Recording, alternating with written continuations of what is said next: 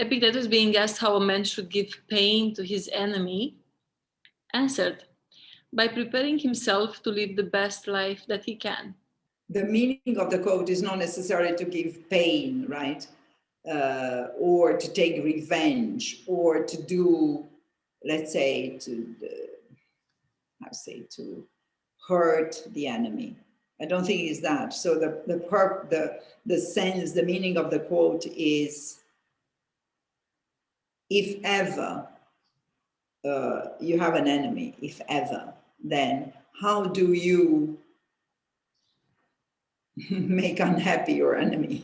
But which are the actions in order to make him unhappy? And then the actions are to live your best life. Makes sense?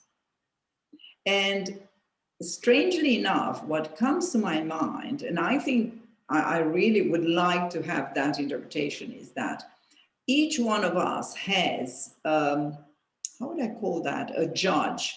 You see what I mean? Inside our brain. Makes sense what I'm saying, right? So we do have this judge, and this judge is probably our worst enemy, having said so.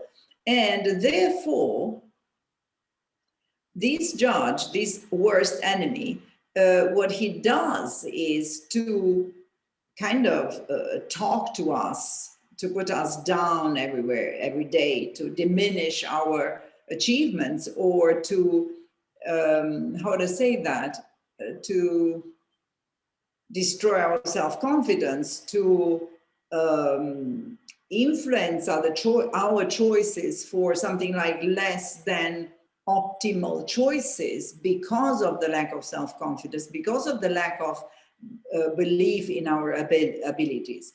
So what I was, and obviously now we are coming back to the how this quote, let's say, or how do I implement, apply, use this quote in the coaching practice, is by defining this internal judge as our enemy.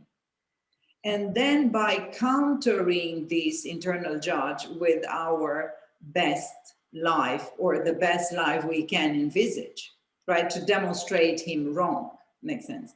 So I think that this turn is the best that we could have to the quote, in the sense that the enemy is in fact not outside, it's inside, it's our own internal judge. And then in order to prove him wrong, what we could do, should do, and certainly we are doing in the coaching practice, is to build up, to create, to design, first of all, the best life, and then hopefully to make it real, to make it happen. I don't know if that responds to your understanding of Epictetus, but yeah, indeed, you categorize the enemy in an unexpected way that is inside us, and it rang a bell, because we always have like two people inside our mind, right? So one is the enemy, and one could be our actions, this intention to live our best life. So it's always a battle inside of us. Absolutely. And then exactly. And what is important is to, let's say, nourish the coach, or the cheerleader, or the supporter, or the friend in your mind, and not the enemy, the judge, the naysayer, right, in your mind. And so probably here we come back to Epictetus. In order to pain the enemy, get your support in the let's say in the friend, and do design, and then do apply to implement your best life. Yeah. So I think that we got to a certain point. Yeah.